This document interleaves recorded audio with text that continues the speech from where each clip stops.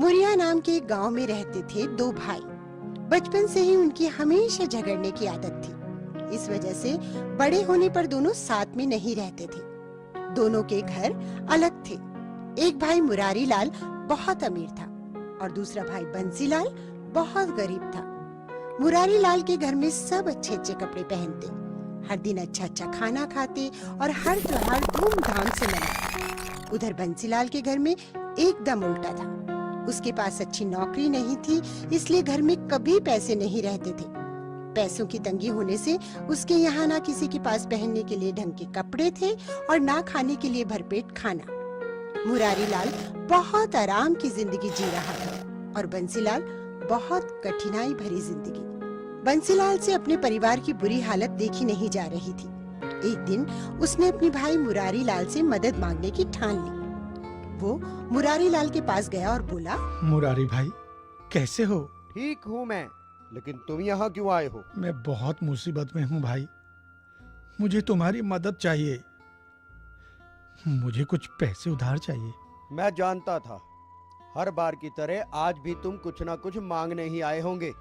ऐसा मत बोलो भाई, मेरे बीवी बच्चे भूखे हैं। मैं जल्दी तुम्हारे सारे पैसे लौटा दूंगा। तुम्हारे बीवी बच्चों का मैं क्यों फिक्र करूं? चले जाओ यहाँ से, मैं तुम्हें एक फूटी कौड़ी भी नहीं दूंगा। मुरारी लाल ने बंसीलाल को अपने घर से निकाल दिया। अपने भाई की कठोर बातों से दुखी होकर बंसीलाल वापस अपने घर की ओर जाने लगा। रास्ते में उसने देखा कि एक बहुत बूढ़ा आदमी लकड़ियों का बड़ा गट्ठा उठाने की कोशिश कर रहा है। बंसीलाल अच्छे स्वभाव का था। उससे ये देखा नहीं गया कि इतना बूढ़ा आदमी अकेला इतना वजन उठा रहा है। उसने उनकी मदद करने की सोची। अरे काका रुकिए, मैं आपकी मदद कर देता हूँ। ओह, धन्यवाद। मुझसे भारी वजन उठाया ही नहीं जा रहा है। अच्छा हुआ तुम आ गई। लेकिन तुम इतने परेशान क्यों दिख रहे हो? नहीं काका, कुछ नहीं। देखो, तुम मुझे अपनी परेशानी बता सकते हो। शायद मैं तुम्हारी कुछ मदद कर सकूं। बोलो बेटा, क्या बात है? मैं बहुत गरीब हूँ काका, मेरा परिवार भूखा है और मैं कुछ भी नहीं कर पा रहा हूँ। मैं पैसे भी नहीं कमा पा रहा। मुझे कुछ समझ में नहीं आ रहा कि अपने परिवार का पोषण कैसे करूं। अच्छा, ये बात है। तुम ये लकड़ियां का गट्ठर मेरे घर तक पहुंचाने में मदद करो तो मैं भी तुम्हारी परेशानी दूर कर सकता हूँ। क्या? सच में? चलिए, मैं आपकी मदद करूंगा। बंसीलाल ने वो भरा गट्ठर अपनी पीठ पे लादा और उस बूढ़े इंसान के पीछे पीछे उनके घर तक गया। इस गट्ठर को यहाँ रख दो बेटा। धन्यवाद। प्रभु तुम्हारी सारी परेशानियां दूर करे। फिर वो अपने घर से एक मीठी रोटी लाया और बंसीलाल को दे दी। इस रोटी को लेकर तुम जंगल में जाओ। काफी दूर जाने पर तुम्हें आलू बुखारे के 3 पेड़ दिखेंगे। उन पेड़ों के पीछे एक छोटा सा पहाड़ है और पहाड़ के ऊपर एक छोटी सी झोपड़ी। वहाँ 3 बौने रहते हैं और उन्हें मीठी रोटी बहुत पसंद है। उन्हें ये रोटी देकर बदले में तुम्हें उनसे पैसे नहीं, पत्थर की चक्की मांगनी है। बंसीलाल ने उनकी सारी बात बहुत ध्यान से सुनी और मीठी रोटी लेकर वो तुरंत जंगल की ओर निकल पड़ा। बहुत देर आगे चलने पर उसे आलू बुखारा के वो 3 पेड़ दिखे जो उस बूढ़े आदमी ने बताए थे। उन पेड़ों के फल बहुत मीठे और ताजे लग रहे थे। बंसीलाल का मन वहाँ कुछ देर रुककर फल खाकर आगे बढ़ने का हुआ, लेकिन वो उन बौनों के पास पहुँचने में देर नहीं करना चाहता था। उसने अपनी भूख को नजरअंदाज किया और आगे बढ़ता रहा। थोड़ा आगे बढ़ने पर उसे पहाड़ दिखा और उस पहाड़ के ऊपर एक छोटी सी झोपड़ी। झोपड़ी देखकर बंसीलाल खुश हो गया और एक नई फुर्ती के साथ वो आगे बढ़ने लगा। वो झोपड़ी के अंदर गया और उसने देखा वहाँ 3 बौने थे। बूढ़े आदमी की सारी बातें सच थी। वो पहले से ही मन उस बूढ़े आदमी का धन्यवाद करने लगा।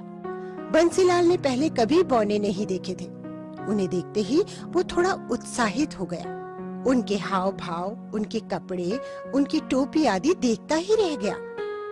वो भूल गया कि वो किस काम के लिए आया था। लेकिन बौने उसे देखकर बहुत नाराज हो गए। लेकिन बंसीलाल अपने उत्साह में उनका गुस्सा देख ही नहीं पाया। अचानक बौना बोला, कौन हो तुम? अंदर कैसे आ गए? बंसीलाल अचानक उनकी आवाज सुनकर सहम गया और होश में आया। मैं बंसीलाल हूँ। कौन बंसीलाल? हम किसी बंसीलाल को नहीं जानते। तुम जरूर कुछ चुराने आए हो। इसे पकड़ के बांध देना चाहिए। ये सुनते ही बंसीलाल डर गया और उसके हाथ से वो मीठी रोटी नीचे गिर गई। नहीं, मैं कोई चोर नहीं हूँ। मैं तो ये मीठी रोटी देखते ही बौनों का गुस्सा कुछ इस तरह गायब हो गया जैसे बारिश के बाद गर्मी गायब हो जाती है। अरे, इसके पास मीठी रोटी है। हमें मीठी रोटी बहुत पसंद है। क्या ये तुम हमारे लिए लाए हो? हाँ, मैं ये आपके लिए ही लाया हूँ, लेकिन मैं ये बेचने के लिए लाया हूँ। कोई बात नहीं, हम इसे खरीदेंगे। तुम्हें इसके बदले में क्या चाहिए? तुम जो चाहो ले सकते हो। धन्यवाद। मुझे इसके बदले में पत्थर की चक्की चाहिए। हमें मंजूर है। ये लो चक्की। इतना सुनते ही उस बौने के हाथ में पत्थर से बनी एक चक्की आ गई। उसने वो चक्की बंसीलाल को दे दी। ये कोई मामूली चक्की नहीं है। तुम इससे कुछ भी मांग सकते हो। जब तुम इससे पीसोगे तब ये चक्की तुम्हारी हर इच्छा पूरी करेगी। लेकिन एक बात का विशेष ध्यान रखना, काम हो जाने पर इस चक्की को एक लाल कपड़े से ढक देना, जिससे ये चक्की रुक जाएगी। मैं समझ गया। आपका बहुत बहुत धन्यवाद। खुश होकर बंसीलाल वो चक्की लेकर अपने घर वापस आ गया। घर में उसके बच्चे और पत्नी का भूख से बुरा हाल था। उसने तुरंत जमीन पर एक कपड़ा बिछाया और चक्की को उस पर रखा। उसने अपनी बीवी से एक लाल कपड़ा लाने को कहा। वो चक्की को घुमाने लगा और चक्की, मुझे दाल दो चक्की। उसके इतना बोलते ही चक्की में से दाल निकलने लगी। हांडी भर दाल मिलने के बाद उसने चक्की को लाल कपड़े से ढक दिया और उस चक्की ने दाल बनाना बंद कर दिया। फिर उसने उसी तरह चक्की से चावल मांगा और चक्की ने ढेर सारा चावल दिया। चक्की को लाल कपड़े से ढकने के बाद उस दिन उन सब ने पेट भर के खाना खाया। वो अब हर दिन उस चक्की से नई नई चीजें मांगने लगा। कभी आटा, कभी चावल, कभी बाजरा, मसाले इत्यादि। चक्की उसे वो हर चीज देती गई जो वो मांगता गया। चक्की से मिली सारी वस्तुओं को वो बाजार में बेचने लगा। कुछ ही दिन में उसने बहुत सारे पैसे कमा लिए। उसने अपने लिए एक बड़ा आलीशान घर बनवा लिया। अब उसके परिवार के पास सब कुछ था, खाने के लिए भरपेट खाना और पहनने के लिए अच्छे कपड़े। सभी बहुत खुश थे। उनकी ये खुशी लेकिन एक इंसान से देखी नहीं जा रही थी। मुरारी लाल को उसकी खुशहाली देखकर जलन होने लगी। कुछ दिन पहले तो ये मेरे पास उधार पैसे मांगने आया था, मगर इतनी जल्दी ये अमीर कैसे हो गया? इसका पता तो लगाना ही पड़ेगा। जरूर कोई चक्कर है। ऐसा सोचकर एक दिन वो अपने भाई बंसीलाल के घर में चुपके से घुस गया। थोड़ी ही देर में उसे चक्की के बारे में पता चल गया। अगले ही दिन उसने उस जादुई चक्की को चुरा लिया और अपने परिवार के साथ गांव छोड़ने की ठान ली। चक्की लेकर वो गांव से निकल पड़ा। वहाँ पास ही एक सागर था जो उसे पार करना था। वो सभी नाव में बैठकर सागर पार करने लगे। बीच रास्ते में ही उसने उस चक्की को चलाना चाहा। उसने चक्की को चलाया और अपनी इच्छा प्रकट करी। चक्की, चक्की, मुझे नमक दो चक्की। बस फिर क्या था, चक्की ने नमक निकालना शुरू कर दिया। उस चक्की से नमक निकलता रहा और नाव बहुत भारी हो गई। अपने लालच के चक्कर में मुरारी लाल ने उस चक्की को बंद करने का तरीका ही नहीं देखा था। अब वो चक्की घूमती रही और उससे नमक निकलता गया। नमक के भार से उसकी नाव डूब गई और मुरारी लाल का पूरा परिवार उस सागर में डूब गया। फिर भी चक्की से नमक निकलना बंद नहीं हुआ। आज भी उस चक्की में से नमक निकल रहा है। शायद इसलिए सागर का पानी